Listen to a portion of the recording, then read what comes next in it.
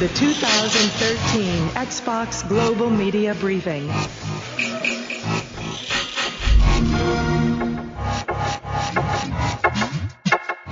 Hello and welcome to another InRetroSpect special episode centred around E3. Have we come up with a name for these yet? I don't know if we have.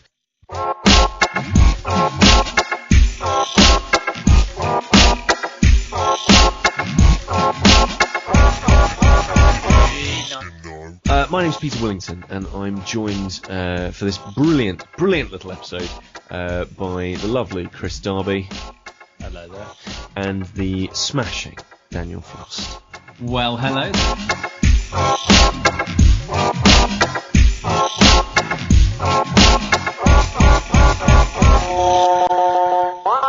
And we have just watched a bit of E3. We've seen the Xbox One, not unveiling, because we've already seen that, we've already talked about that, but we've seen the Xbox One sort of game unveiling, I suppose, like lots and lots of games, what they're going to do in the gaming space, as sort of opposed to what they're going to be doing in the TV space. And if you want to find out all about what they're going to be doing in the TV space, listen to our other episode, because basically that's what it was about. So what we wanted to do was kind of feedback on exactly what we've seen and provide a little bit of opinion for you as well. But obviously, if you, we should probably say like spoilers if you want to hear the E3 Xbox One if you want to watch it all the way. There's something quite magical, isn't there? Actually, before we get started, there's something quite magical about E3 where you kind of want the surprises sometimes. But I always find myself, and I don't want to give anything away, but over the years, I find myself a little bit disappointed that it's never quite as surprising as I really want it to be. I really want that moment of, oh my God! What on earth? Who are you? And I rarely ever get that, but I'm always just left that, oh, it's so close. Yeah, I mean, you want that moment, but, and certainly we had that moment with Mario appearing on Xbox. That was amazing. Anyway, so if you don't want to hear any spoilers and stuff like that, then what are you doing listening to this? But other than that, let's begin. What I'm going to do is kind of run through the list of what came up at the showing, and kind of a few of my feelings, and then if you guys can pitch in with your ideas and your sort of feelings on the matter, then that'd be great as well. I think the first thing, and something that actually pervaded the entire session, was there was a lot of whooping from supposed journalists who sort of cover video games. There was a lot of like, woo, yeah, and a lot of sort of whoop, whoop, whoop, whoop kind of nonsense. And it was often whooping at really random things as well, stuff that really didn't deserve a whoop. Yeah, exactly. Like, woo! You can now spend your own money. Yeah. Woo! And it's, I think I would ask our listeners actually to just turn the sound off when they're watching and just have this show on in the background, because I think it would be a better soundtrack to. Yeah, I think so. So there were sort of technical issues throughout, but all sorts of bits and pieces. So the first thing that came up was, of course, Metal Gear Solid 5.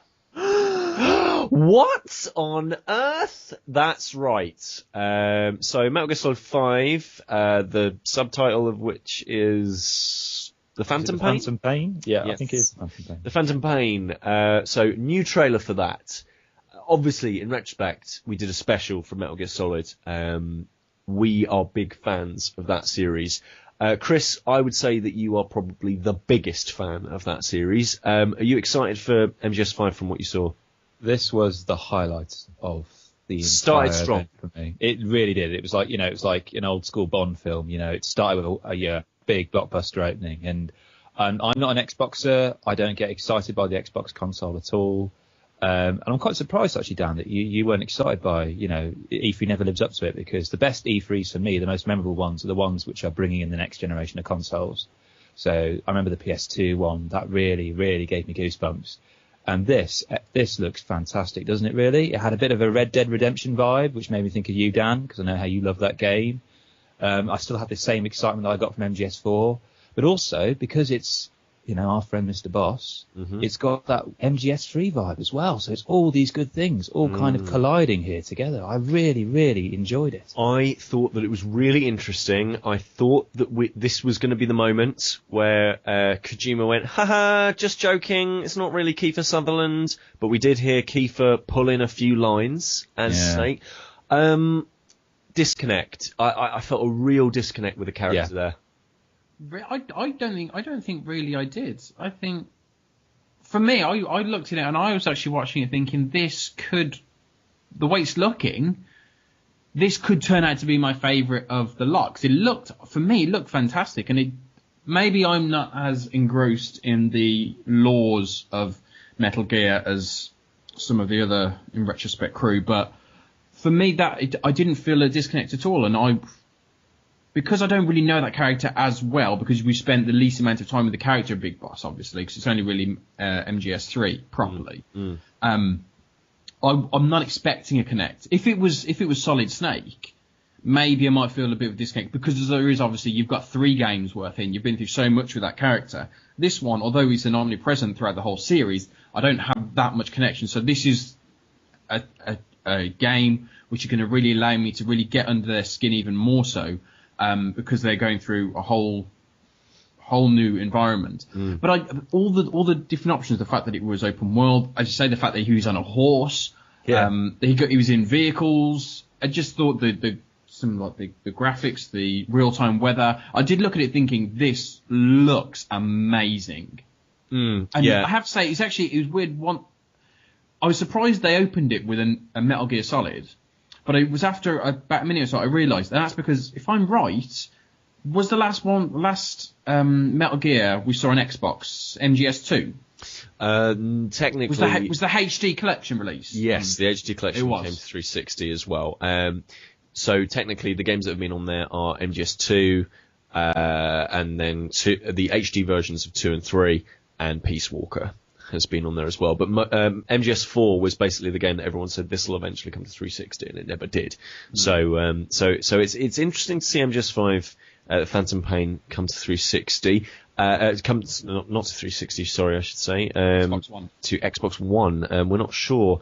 There's no actual confirmation as to whether or not it's coming to 360. I don't believe. I can't imagine it would, because it's not going to be out for a while. But it's interesting to see what they'll be doing. I for one am really interested. And then they went from big blockbuster Metal Gear Solid franchise straight through to World of Tanks, which, if you're not aware of World of Tanks, is a free to play sort of deathmatch team based multiplayer tank shooting game.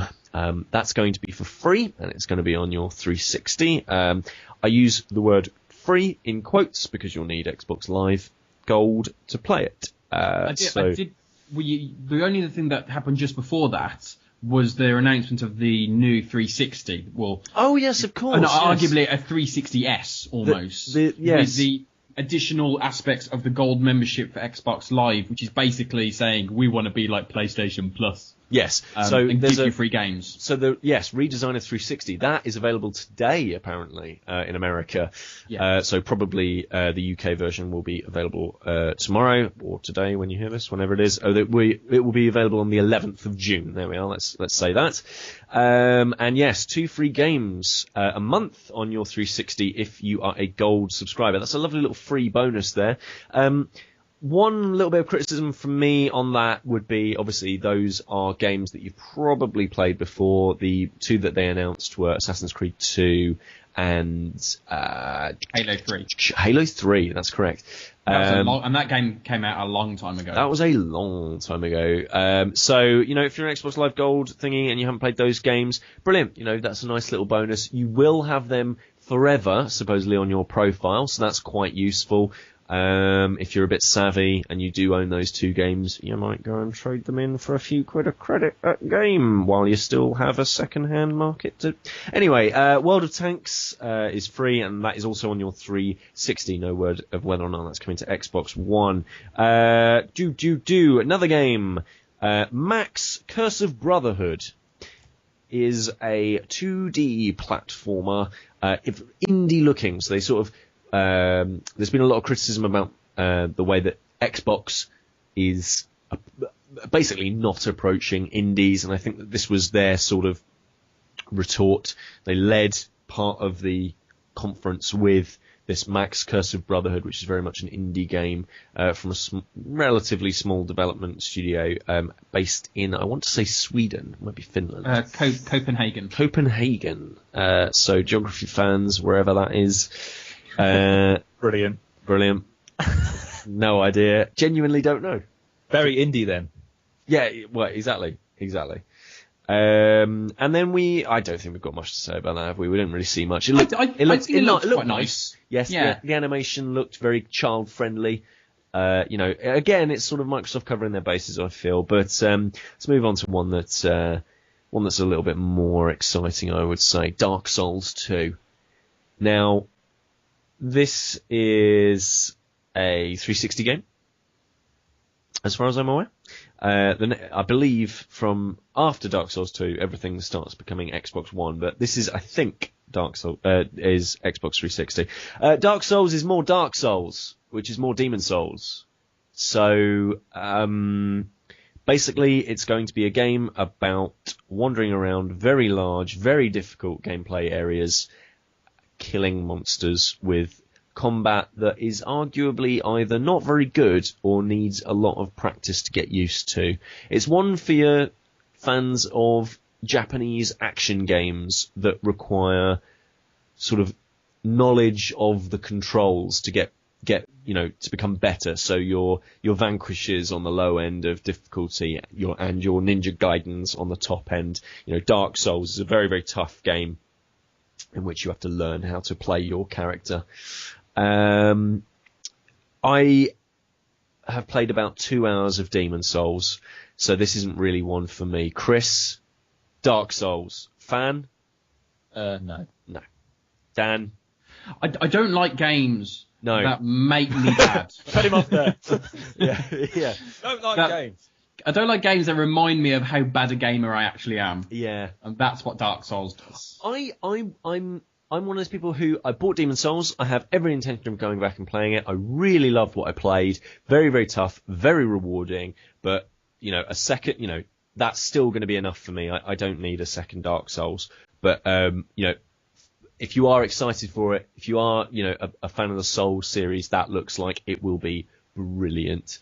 And then we move on to the Xbox One lineup. So everything from here on in is what you can be excited. All the brand new, and I again use that in inverted commas, all the brand new games that are quite exciting that are coming to Xbox One. So we kick things off with RYSE, which is spelled RYSE.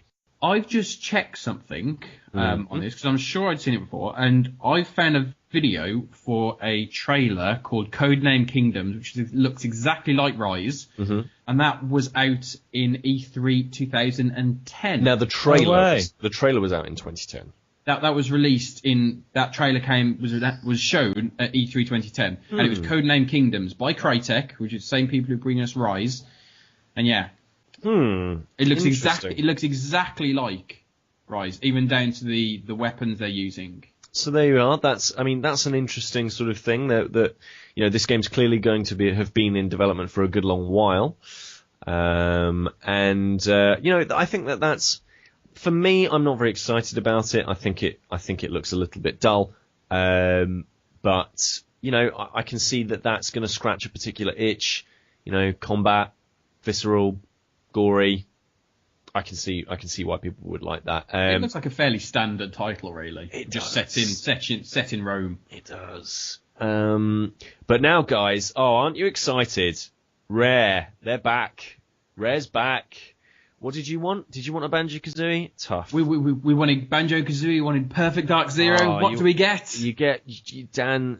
Here's Killer Instinct. Killer Instinct, guys, is back, and it looks like a 3D ass brawler. It sort of looks a little bit like, if you're a fighting game fan, it looks a little like the Mortal Kombat games in that it doesn't look as if there's a lot of weight to the characters. It is going to have lots of times where an announcer will shout combo breaker. Looks like some of the characters are back. One-on-one fighting. It looks like it'll have online play. They were demoing it in a later section. Yeah, so Killer Instinct is back. They were sort of saying about how they'd listened, basically. And there have been a lot of people who have been asking for a new Killer Instinct. I don't think anybody in this conversation is one of those people. No. I've not ever played Killer Instinct. It just strikes me as Xbox wants something to go up against Tekken. That's how I saw it. They need an exclusive fighter. But do they though? And Kris, I mean, does Xbox One need a fighting game in 2013? I don't think it really does, to be honest. I mean, I'm not a gamer in that ilk. I'm not a person who plays fighting games. I personally feel as if they're kind of, this could be controversial, but I think they're kind of running out of favour, really. They're kind of being eclipsed by the third-person action sort of genre, whether that's whether it's your kind of titles off the top of my head have gone, but Uncharted kind of thing. Yeah. Uncharted, your Gears, Yeah, I think when you move, I think the more generations you move for a console, the more redundant that kind of. We call them 3D brawlers, but they are 2D. Let's not mince words. These are still 2D. Yes, they look 3D. They're fully rounded, but they're 3D in the same sense that Virtua Fighter was 3D. Yeah, it's that kind of So I think it kind of undermines the genre more. The better quality the gameplay and the graphics become. So I don't think it's necessary, to be honest. So I mean, I'm a fan of Super Nintendo. I'm a big fighting game fan. Never really got into Killer Instinct. I'll be interested to see what they produce. I'd really love to see Rare take a crack at a core game again after a few years of not really producing core games. So I'm interested to see what they do. I'm slightly. My interest has definitely also been piqued in Sunset Overdrive, which is a stylized open world shooter. It looks very ridiculous, very over the top. It's got a sort of graffiti bright visual style. And who is it from, Kris? This was my disappointment, to be honest, of the entire event, because this is from Insomniac Games, who have brought the world Spyro, they brought the world Ratchet & Clank, they brought the world Resistance, and they're bringing us this game, Sunset Overdrive, which, to be honest, looked like, as you say, Pete, a 3D open world shooter, but somebody poured a bucket of bleach over it. It's like it's on LSD or acid or something. Maybe it'll grow on me. It's got that sense of Insomniac's playfulness and flair and that quirky kind of smirk. They're a smirking game. Insomniac are good with weapons. They are very good with weapons. Hence our recent and upcoming Raw special on weapons. Insomniac features quite heavily in there. So hopefully we didn't see actually any gameplay. I don't think per se. It was more cutscenes. I'd like to see more to kind of have my fears allayed, I suppose. Really, but I was kind of a bit wary of this title, I must admit. Well, here's one that might be a little bit more in your ballpark, Dan, because it's about cars and you're a manly man. Forza Motorsport 5. Yeah. Are you interested in being as a bit? You don't drink beer. I drink alcohol. As the sort of resident grown up, are you excited for the end of AI, which is what Forza Motorsport 5 promises? It's going to be it's going to feature multiplayer, sort of almost like Real Racing 3's TSM, whereby it's going to sort of learn how you drive, and your car is going to be racing others even while you're not actually racing. So you do a bit of a racing, you come home from work or whatever, and you play a couple of hours of your racing game of your Forza Motorsport 5, and then you put it away, go to sleep, go to bed, go to school or work the next morning, and during that day, even while you're sleeping, even while you're working, your racer will be racing other people and supposedly accruing credits and so forth for you. It looks very, very good. Dan, excited? Well, it does look very, very good, but that's only really to be expected from a pre-rendered video relay. Was it definitely pre-rendered? Well, Yeah, because that wasn't somebody in charge of the car. It may well be in-game, but that's a problem I have with the term in-game, because if it's a video that you've just stuck in a game, it's not in-game to me. Yeah, I could film something and put it in a game. It's not in-game, it's a film. Yeah, some of them started saying in-engine instead of in-game. Like, literally, we're so far into the console that we're actually inside the engine of it. But, I mean, the issue that I had was, it's a nice idea to have the whole thing of it learns the way you drive, and then it can manipulate, so you can maybe race against versions of yourself almost, because they're all driving the same way. I'm not very good at racing games, so if I'm crashing a lot, does that mean that people I'm racing against are crashing a lot? So is that just going to be one big pile up? It means that you're when people take you on in racing, general sort of racing, it means that you'll be crashing a lot, and then they'll try and beat you. Well, that's just grand. I mean, I'm a fan of racing games, but arcade racing games. I'm a fan of a Need for Speed. I'm not a fan of a Forza or a Gran Turismo, the simulation, because I have to slow down. I always want to just put on automatic brakes. It's so much faffing about. I just want to drive, slide round corners, all the neon light shining with the music blasting. That's fun for me. Intricately taking one individual corner isn't fun for me. And so, unfortunately, Forza is just, I've got no interest in it. It looks very pretty. It looks gorgeous. The guy on the adverts, for some reason, seemed to say that you could taste the air and feel the textures. Yeah. I don't know how good Kinect is going to be, but I don't think it's going to be quite that good. Well, I for one am a big fan of games like Gran Turismo, the sort of simulators, that sort of thing. So I am very interested in seeing how the new Forza sort of works out. I think that it's got a strong team behind it. I think the games have always been quality. I think that Gran Turismo, it's not a case now that Gran Turismo has a competitor. I think this is now the game. This will potentially be the game to beat at the opening of this generation. I think that it almost sort of, it's almost a good thing that there isn't a Gran Turismo coming out for PlayStation 4 at launch, because I get the feeling that this would probably wipe the floor with it, because it is sounding absolutely fantastic. I really like the idea of this sort of multiplayer, this AI that's sort of affected by the way that you play. I think that's really ace. One thing I'm not so excited about is Minecraft for Xbox One. I think this is one of the most disappointing announcements of the show for me. I think that it's, if you haven't played Minecraft yet, the way that you want to play that game is on PC. If you wanted to play Minecraft and you don't want to buy it on PC, or you don't have a machine that plays it on PC, you've probably already bought it on 360. Now, that's fine. That's all well and good. It's just that the value proposition of that 360 version suddenly now seems completely redundant, because you aren't going to be able to bring that game forward with you. You aren't going to be able to access your old library of games on Xbox One. So now, Mojang and, in terms of Microsoft, is asking you to purchase this again. I think that who cares about Minecraft today? It's got its fans. It's not going to get any new ones. It's certainly not going to get any new ones at the launch of a brand new console. That's the issue that I had with this announcement, because if you're launching a new console, it's a big, powerful console. You really want to show how you can get the most out of it, showing Forza with these beautiful textures and all this stuff. Showing Minecraft, which is basically a pixel art game, how is that demonstrating? Because the graphics look the exact same as they did on the 360.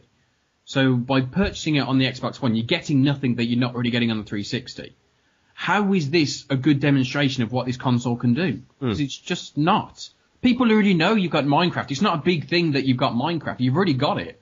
So that's not your reason. I just can't understand it.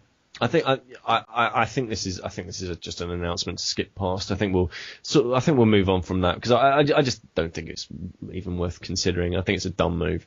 The next one that I found quite kind of cool, that we sort of took the mickey of a little bit on our sort of when we talked about the Xbox One unveiling, Dan, you and I. Quantum Break is from the team at Remedy, and I've sort of written down in my notes here that it looks like Alan Wake plus Doctor Who. It's got sort of time manipulation elements. It's got sort of murder mystery bits and pieces. It's got very, very good face tech. I was very impressed with how the character models looked.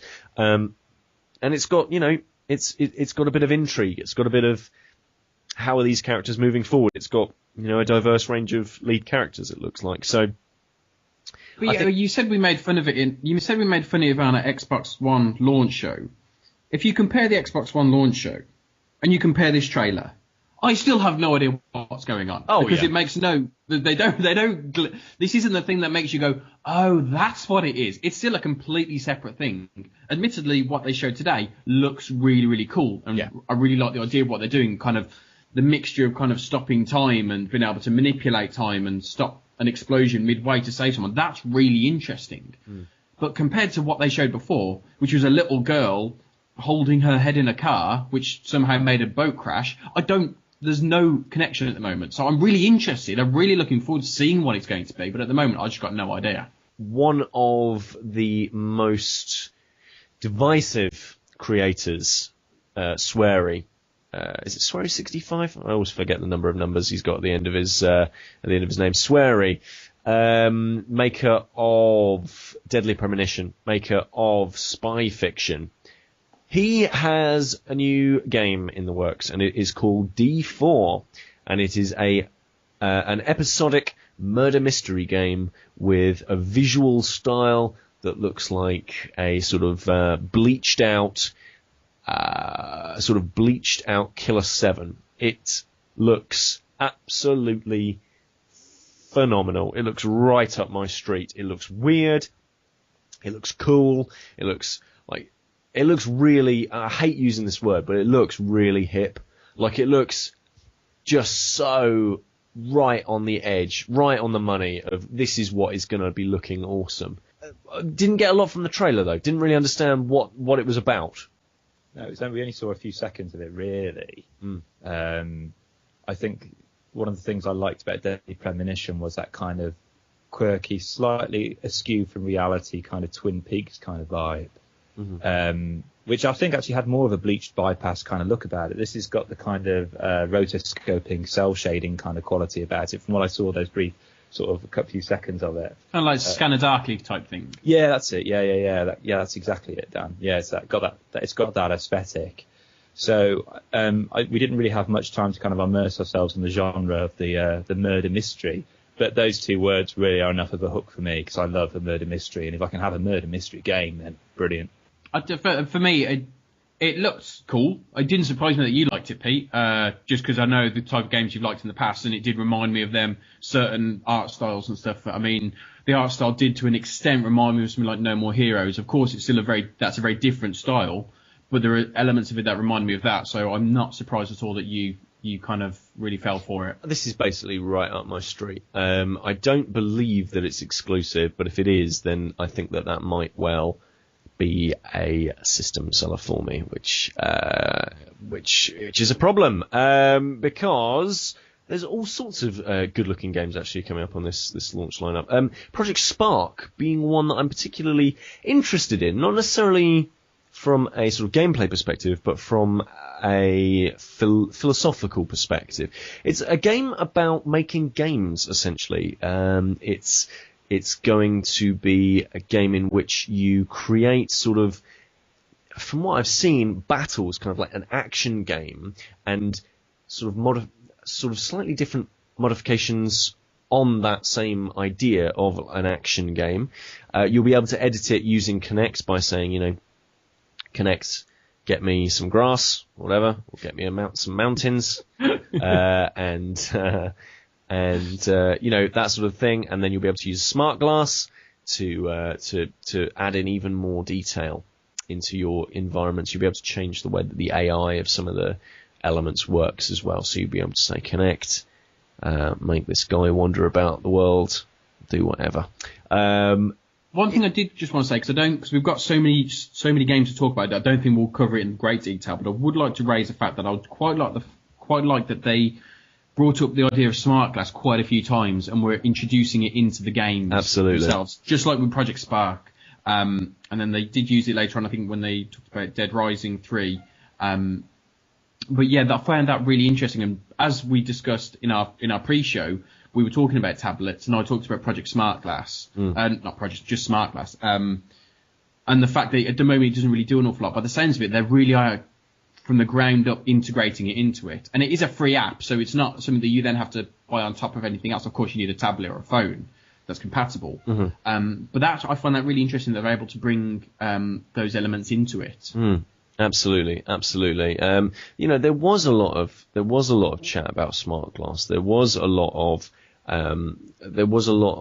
of sort of thinking about bringing your sort of games off of the screen. You can start play with multiple things. Basically, you can start play on multiple games on different things. You can say, Connect, do this for me, or you can use your smart glass to do it. That's interesting. I find that particularly interesting. So let's just kind of barrel roll through a few more of these announcements. First of all, there are going to be no more Microsoft points. That you're going to be using real money from now on, which grown-up console in a grown-up marketplace probably doesn't need points anymore. So I think that's a really good idea. I did quite like the fact that Microsoft seems to be telling us that it's a revolutionary thing that you can now buy things with money. Yes, absolutely. Absolutely. They really kind of made it sound like it was a huge thing. I was like, I'm sorry, no.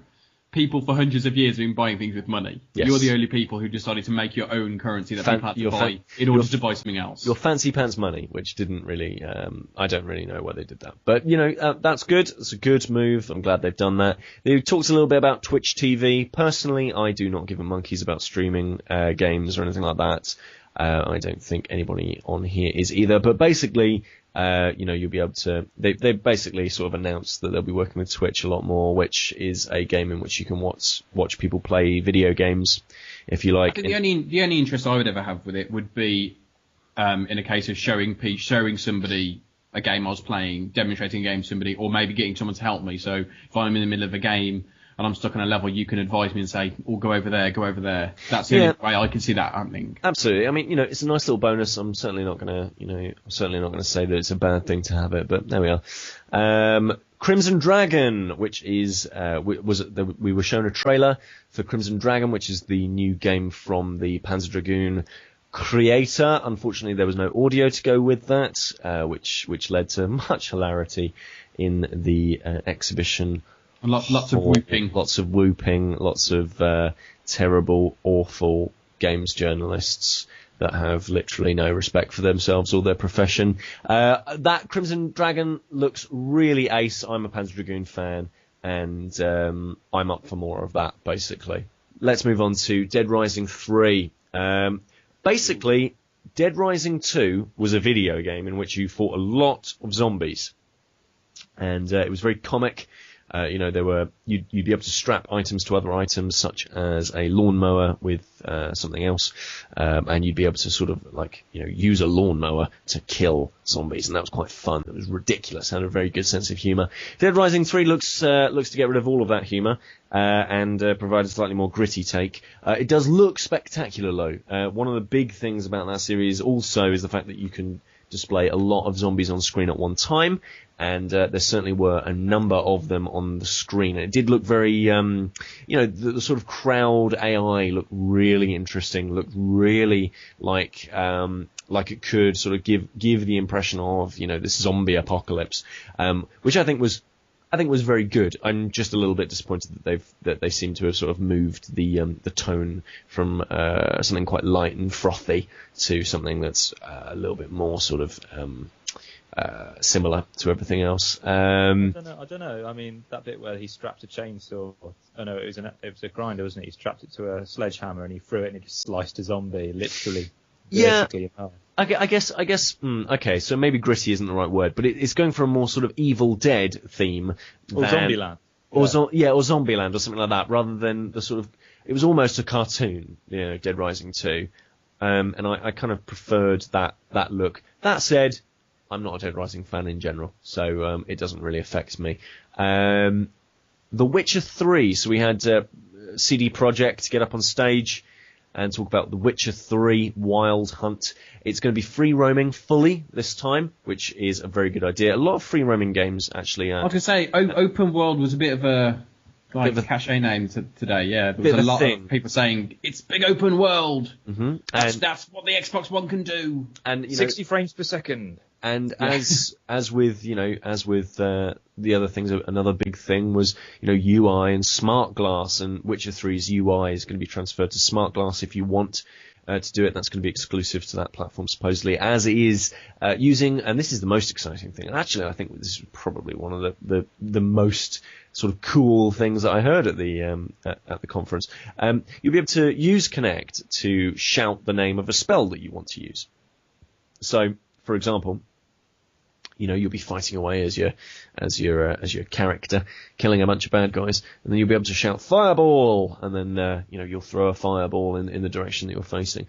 I think that's really cool. I think that is another level of sort of immersion with games, and I think that if they pull that off, that could be a very, very nice little addition for Witcher 3 to make that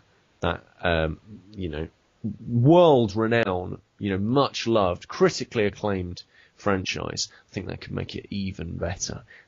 I do like the idea of that, mainly because if I can say it, that means I don't have to press another button, because I will press the wrong button and I'll just start crouching when I want to throw a fireball. Yes. So if I can just say it, then I don't have to worry about any of that. Yes. That's something that I do like, because I'm a bit rubbish. But by that same note, it kind of it takes you out of the kind of the drama and the kind of the wonderful kind of flowing melody of it. If you have to keep going, crouch, get up, crouch, get up. Battlefield 4. This is one of the first big sort of next gen games that was sort of basically announced, but kind of like, this is for current gen systems. Wink, wink. And that was months and months ago now. So they showed some more Battlefield footage. It's running at 60 frames a second, as we just made fun of earlier, as are a lot of games. I thought it looked and sounded really good. I think, especially the sound. Too. Yeah, absolutely. It looks very. The sound had a lot of impact to it. The guns felt really sounded as if they really had some heft behind them. There was some good sort of set pieces where a ship was basically breaking in half. Just some lighting effects, like obscuring the sort of camera of the game, I suppose you might say. Lots of smoke and fog effects, and just some really fancy ass tech going on behind this stuff. I think it also just, it's Battlefield. It's more Battlefield, isn't it, really, in terms of play? They certainly weren't showing anything that was brand new in that way, but it's interesting Battlefield's that Microsoft, good, It's interesting that Microsoft now, in their launch and in the E3 presentation, have both shown off Call of Duty and Battlefield, which is a bit of a coup, because yes, Sony may show it in their press conference, but it is a case of Microsoft have got there first. Yeah, absolutely. Which I think is quite interesting, that they've straight from the off put all their effort into getting these big people on board, even though yes, it's a money thing. There are no exclusives or anything like that. Just like with Hideo Kojima showing up at the start to say hello and then walk away. It was just, look what we're doing. We're getting the big people on board on our stage first. Absolutely. And they were also, as we were sort of saying at the start of this, we're also getting indies on board. So the folks behind Super Brothers, Sword and Sorcery, they have created and are in the process of creating a new roguelike game called What Lies Below. It has a very similar art style to Super Brothers. It looks kind of interesting. It looks kind of cool. It looks like a roguelike. I'm definitely glad they kind of mentioned, it's a roguelike, but it definitely kind of looks like that in some ways. And it looks like a survival game, a game in which you're going to try over and over again to kind of make more and more progression, kind of learn the layout of the land. And I think that's kind of cool. There's also, I just put in my notes here, something from Black Tusk, which is a new development studio No idea what that is. There's very, very little information behind it. What lies below?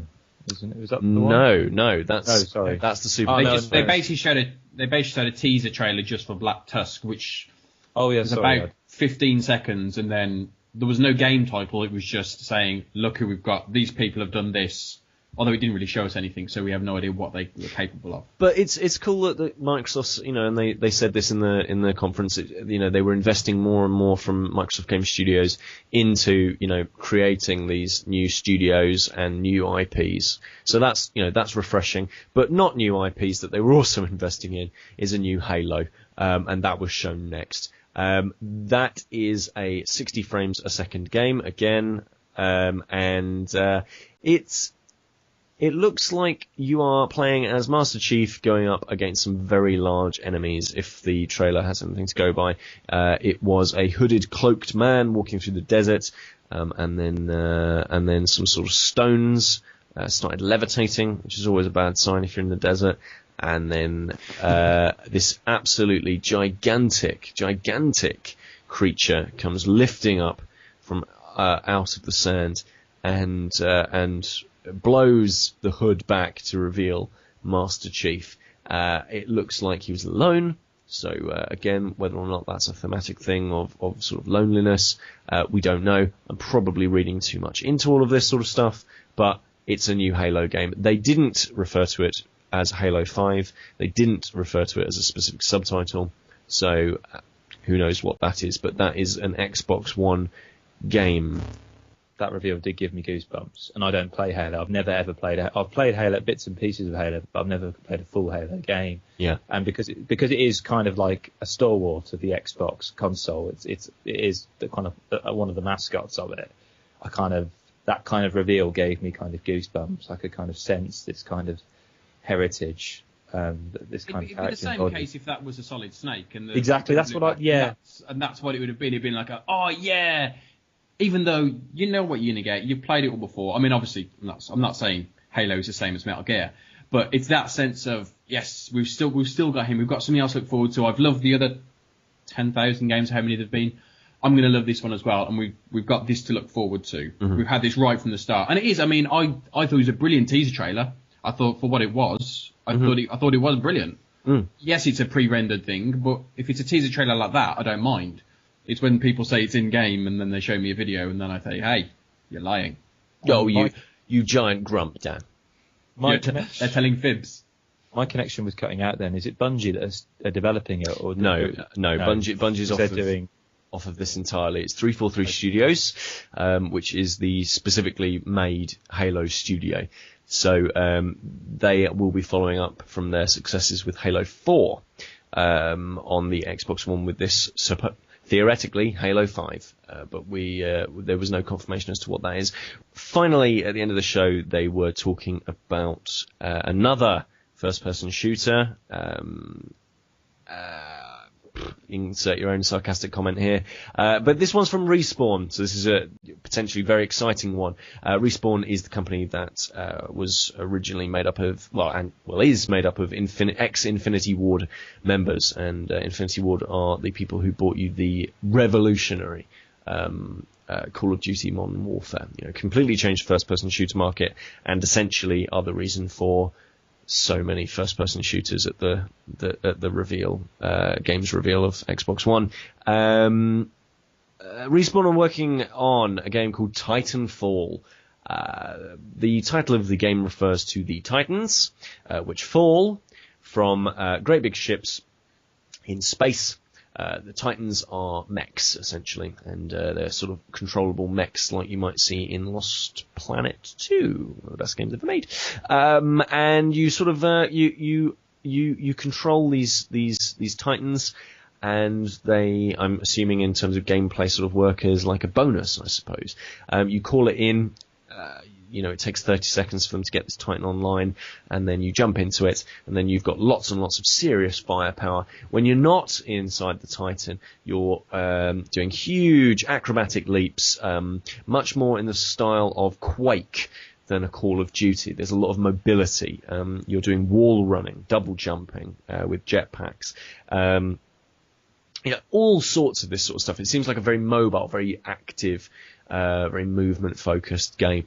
I am a little bit sarcastic about the fact that there was, so far from Xbox One, we've seen Call of Duty, Halo, Battlefield, and now this new shooter.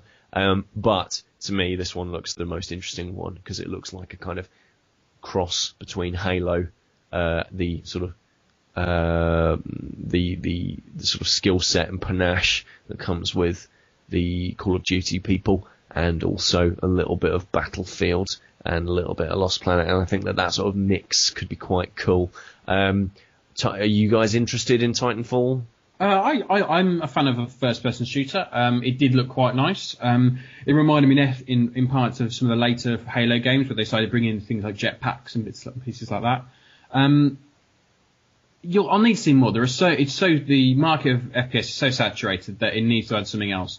With the people behind it, it's going to handle well. It's going to feel like a really solid game. I always thought the Call of Duty games, say what you want about them, they feel fantastic. When you're playing them, you feel the kick of the gun or everything when you're playing. So you expect that. It's all about what else they're bringing to the table. What else can they do in terms of maybe a narrative or anything like that? Because in the past, their games haven't been particularly strong narratively when you look at what they've done compared to other first-person shooters. Something like the Killzone games, which I've recently been playing. The narrative in them is much better than any of the games that we've had from these guys before. So that's, for me, is going to tip the balance in favour of one or the other, because otherwise they are more or less the same.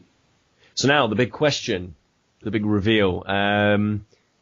November, we will be getting the new consoles. We sort of already knew that because, leaks basically have sort of hinted at November, and it makes sense because November is a big month for sellers. But we were also told the price. And this is very, very exciting. He sort of, the person, I forget the name of the person who sort of, who announced it, but they sort of stumbled. I think it's Phil Spencer. Is it Phil Spencer? He sort of stumbled over the pricing of the system. This will cost you $499 US. It will cost you 499 euros. And it will cost you £429, which is a fair amount of money. Just because I've just seen it on Twitter, £429 is $600 plus. So in terms of conversion rates, UK is once again getting rather shafted in this, basically. So that's something that's a little bit disappointing, I suppose. But let's go with £429 being the sort of price for us UK chaps. I think it was a really strong showing. I think it was a lot better than their original reveal, which obviously, in hindsight, was sort of talking to everybody. It was like, hey, we've got games, hey, we've got TV, hey, we've got services. This was, hello, we're at the biggest game show in the world. We are going to show you some games. And I think there were a lot of very cool games, some very novel games and some unique games, some dull and some, sort of stuff that we've seen before. I'm not particularly interested in RYSE. I'm not massively interested in all the first-person shooters that are coming out, but stuff like What Lies Below, that looks kind of cool. And Witcher 3 certainly looks very interesting. Is at £429 at launch. Is this something to sort of tempt you? Kris, I'm gonna come to you first because you were sort of the last to come into this current generation. Are you willing? Do you think this is a strong enough lineup? This plus Call of Duty that we've kind of heard of, plus the other third party stuff that's kind of being announced gradually. Is this enough for you to spend £429? Well, this is a big thing really for me. It's gonna largely depend on Sony's lineup, because I've always really been a one console person, generation to generation, and for the last three generations, in fact, it's always been a PlayStation. I've always been impressed by Sony, and I've watched Xbox stay kind of a couple of steps behind them, and they're kind of they've been neck and neck over the last few years, and having MGS5 headline this and kind of the the wealth of some really, really knockout-looking titles here. I'm very, very excited about the Xbox One. Now, would I part with £429 of my money? The answer is no. But that's just me. I was the last one, I think, in Great Britain to get a PS3. So I probably will be the last person to get an Xbox One. But do you know what? I'm actually not ruling it out, which is kind of weird for me because I've always been kind of PlayStation all the way. So Microsoft they've convinced me, I think. Dan, are you buying into the dream? Well, I'm the other way. I mean, although I have owned the PlayStation 3, I do own the PlayStation 3. I didn't have a PS2, but I do have the 360, and I got that first, and I did have the Xbox before that. Until the price today, I was umming and ahhing because of the whole thing with the always online and all those aspects, and I thought I'll wait for the games. Games came out, and yet across the board, I'm going to be happy. There might be one or two, the likes of Naughty Dog, that aren't going to be on the Xbox that I really love, but I'm pretty much covered for the Xbox. And then they gave the price. And for me, it's like when the PlayStation 3 came out. That price was so high that it ruined the PlayStation 3 at the start a bit. And I would fear, I mean, I know that obviously their production costs are going to be higher than Sony's because of the extra tech that they have in the Kinect. But I would fear that they've made a mistake again, and I don't quite know. I can only assume that they've been forced into having this high price, because I think that could really damage the sales. Because I can't see Sony coming in that high. I think Sony will easily be below 400, quite considerably, I think. Of course, we don't know yet. They're in their presentation, their press conference is later today, Los Angeles time, and then it'll be early morning for us in the UK. But yeah, for me anyway, I was never going to get it straight away. I was always going to probably wait about a year because I've got the two consoles and there's so much life left in the 360 and in the PS3 that I'm not going to need another one yet. You look at the games that are still coming out, you've got Last of Us, which potentially could be the best game of all time at the moment. We don't know yet because obviously I haven't played it, so we don't know. But these games are still coming out, so I've got no desire to get a new console straight away. So I'm happy to wait, and by that time, prices may come down, and then I can maybe make a more informed decision. But as the prices stand now, if you were to say to me, do you want to spend your money on this console at this price, I would say no. Mm-hmm. I'm sort of in a couple of different minds on this one. I think generally I'm kind of leaning towards. For me, I don't think £429 for anything. I don't think I'll buy a car for that. Hence, you don't drive. Which is why I don't drive. It's a lot of money, and I think if you're into your first-person shooters, I think you are going to be totally covered, and I think that you are going to want this system. Again, we'll wait and see what happens with PlayStation 4. They might well have all of these shooters, except for one or two. But there wasn't as much kind of emphasis on the independent as I would have liked. What I really wanted was like a little sizzle reel of about 15 independent games upcoming. Big sort of quote unquote big name indie studios with some really interesting games, and that kind of wasn't there. But that said, this is clearly a very, very technologically impressive piece of kit. I think it's going, these are launch games and they are looking, or, supposedly launch games, and they are looking amazing, some of these. And I think that, Xbox Live is going to offer a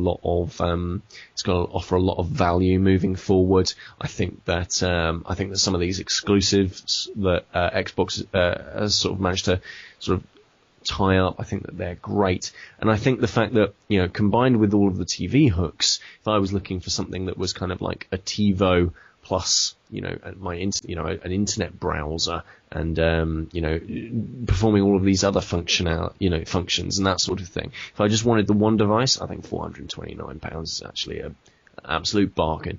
And the fact that it can play all of these top end games, that sort of thing, I think that that's absolutely value for money. I am very excited for seeing what comes out of the PlayStation conference. We will be back again tomorrow for another one of these sort of opinion filled roundups of what's been happening at the conferences. We'll probably put it out in the evening of the 11th, and we'll sort of let you know on that sort of thing. We'll be able to make a bit more of an informed decision on all of this good stuff. So all that remains to say is thank you very much for joining me, Kris and Dan. Thank you for having me. Thank you for having me as well for this another in retrospect shot. For another, is that what we're calling it? In retrospect shot. Retrospect shots. That's what we're calling these things. Shot to the arm. Shot to the arm of gaming knowledge. And you, dear listeners, keep it locked with InRetrospectPodcast.com. Make sure that you're subscribed to us on iTunes. Give us a lovely review and 5-star rating on the iTunes Store if you like what we're doing. Follow us on @InRetroSpect. That's the gremlin. You can find the Facebook by just searching for us in Retrospect Podcast. Come join us there. Oh, what else can you do? All sorts of stuff. You know the drill by now. Just do all that good stuff that we're always talking to you about. And we will be back very shortly with another E3 roundup.